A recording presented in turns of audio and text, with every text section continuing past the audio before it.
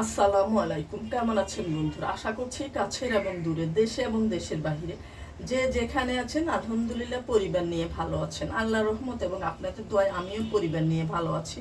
আজকের আয়োজনে আপনাদের জন্য নিয়ে এসেছি চিকেন কোপ্তাকারি রেসিপি। তাহলে চলুন দেখে নিই কীভাবে চিকেন কোপ্তাকারি তৈরি করব। বিসমিল্লাহ বলে শুরু করছি। এখানে আমি চিকেনের বুকের মাংস পুরাটাই নিয়েছি, প্রায় 250 গ্রাম হয়েছে। আর সাথে একটু চর্বি নিয়েছি, কারণ বুকের মাংসটা একটু শক্ত থাকে। চর্বিটা নিলে কি হয়, জুসিটা থাকে, জুসিনাসটা থাকে ভিতরে। সেই জন্য আমি চর্বিটা মাখিয়ে নিচ্ছি। আপনাদের পছন্দ হলে আপনারা চর্বিটা দিবেন, না হলে নাই দিবেন, বাদ দিবেন। আজকে আমি কোপ্তা করব। আর এখানে আমি চিকেনের কোপ্তাটা দেখাচ্ছি আজকে আপনাদেরকে। এটা আপনারা মাটন দিয়ে করতে পারেন, বিফ দিয়েও করতে পারেন। এখানে হাফ চা চামচ আদা বাটা নিয়েছি, হাফ চা চামচ রসুন বাটা নিয়েছি। আরও দিচ্ছি আমি হাফ চা চামচ জিরা গুঁড়া, হাফ চা চামচ ধনে গুঁড়া, তারপরে সামান্য পরিমাণ হলুদ, 1 চা চামচ মরিচ গুঁড়ো দিয়েছি। আপনার ইচ্ছা হলে দিতে পারেন, নাও দিতে পারেন। আর নিয়েছি গোলমরিচ গুঁড়ো 1 চা চামচ ঝালের জন্য। আর যে যেমন ঝাল খান তেমন দিবেন। লবণ নিয়েছি স্বাদ মতো, দিয়ে দিচ্ছি। এবার আমি মাখিয়ে নিব। ব্রেড ক্রামটা ব্যবহার করছি, আপনারা ইচ্ছা করলে পাউরুটিও দিতে পারেন। আমি আজকে ব্রেড ক্রামটাই দিচ্ছি। 2 টেবিল চামচ দিয়েছি আমি। এবার মাখিয়ে নিব।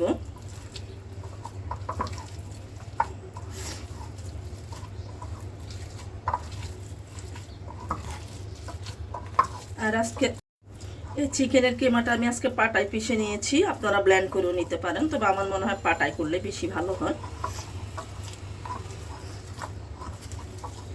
ভালোভাবে মাখিয়ে নেবেন।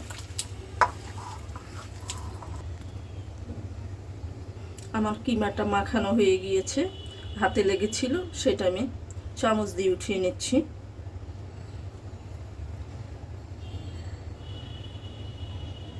ধুতে পারতাম হাতটা, কিন্তু দেখলাম যে অনেকখানি লেগে আছে।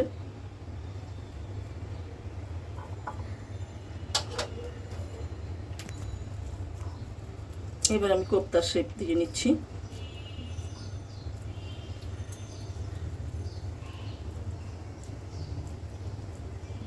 একটু তেল মেখেছিলাম হাতে।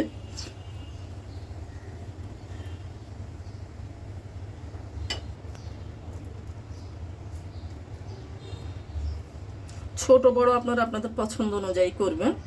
আমি এই যে এরকম আকৃতি করেছি। এভাবে আমি সবগুলি করে নিব। ভুলে তখন আমি 250 গ্রাম কিমা বলেছিলাম, এখানে 400 গ্রাম আছে। 400 গ্রামে আমার 16টা হয়েছে। আমি একটু ছোট করে নিয়েছি, বড় করলে আর একটু কম হতো। কোপ্তাগুলি ভাজার জন্য আমি এখানে তেল দিয়ে দিয়েছি। তেলের পরিমাণটা একটু বেশি, এটা দিয়ে আমি আবার গ্রেভিটাও তৈরি করব।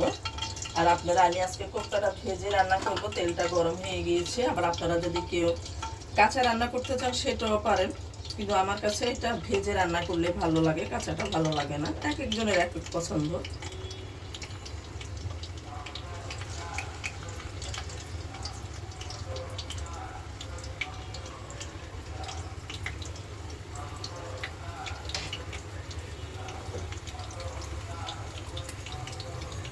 আমি হালকা সতে করে নিব, এই জন্য উল্টে দিচ্ছি সবগুলি কোপ্তা।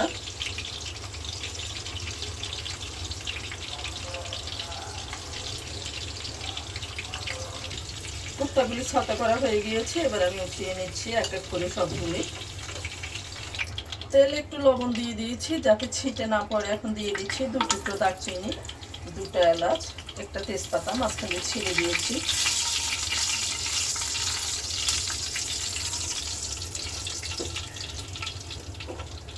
এবার দিয়ে দিচ্ছি 3 টেবিল চামচ পেঁয়াজ বাটা।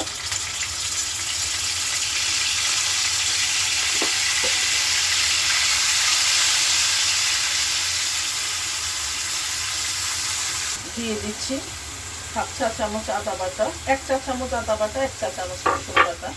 এবার ভালোভাবে কষিয়ে নেব। পেঁয়াজ আদা রসুনটা ভালোভাবে কষানো হয়ে গিয়েছে, কাঁচা গন্ধ চলে গিয়েছে। এখন আমি দিয়ে দিচ্ছি হাফ চা চামচ ধনে গুঁড়ো, সামান্য হলুদ গুঁড়ো, হাফ চা চামচ জিরে গুঁড়ো, 1 চা চামচ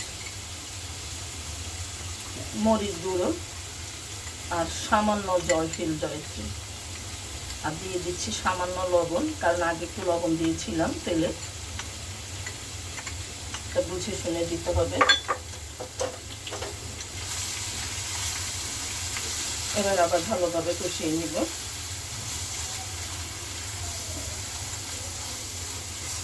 আমি একটু পানি দিচ্ছি যাতে মশলাটা পুড়ে না যায়।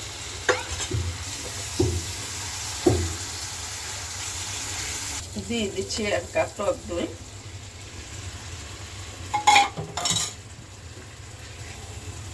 মশলার সাথে মিশিয়ে নিচ্ছি।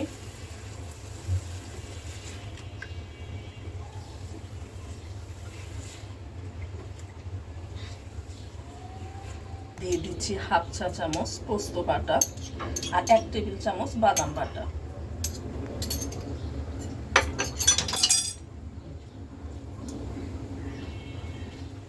এবার ভাজা কোপ্তাগুলি দিয়ে দিচ্ছি।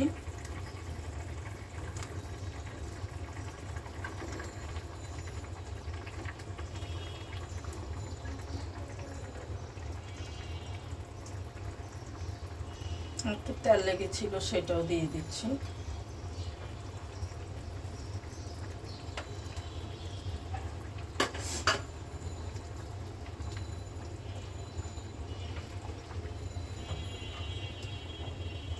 গ্রেভিটা রাখবেন আপনারা যে যেমন খাবেন তেমন রাখবেন।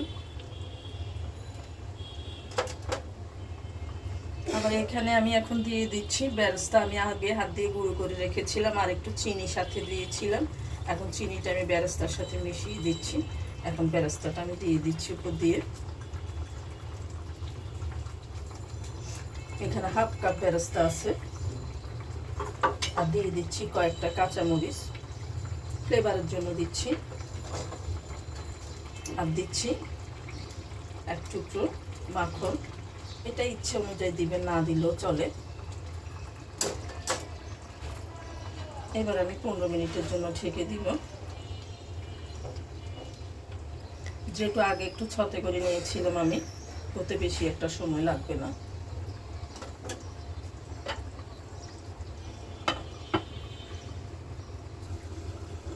পনেরো মিনিট পর ফিরে আসলাম। মাঝে আমি ক্যামেরা নিয়ে ছেড়ে দিয়েছিলাম।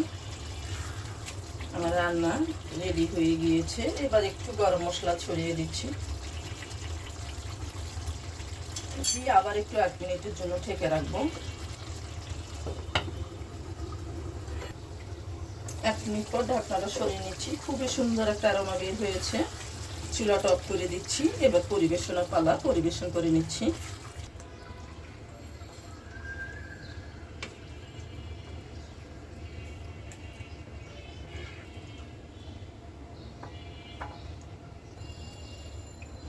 দেখেন দেখতে কতটা লোভনীয় হয়েছে। এটা দেখতে যতটা লোভনীয়, খেতেও ততটা মজাদার হয়। ভাত, পোলাও, রুটি, পরোটা, নান সব কিছুর সাথেই খাওয়া যায়। আজ এই পর্যন্ত। আবারও দেখা হবে নতুন কোনো রেসিপি নিয়ে। আল্লাহ হাফিজ।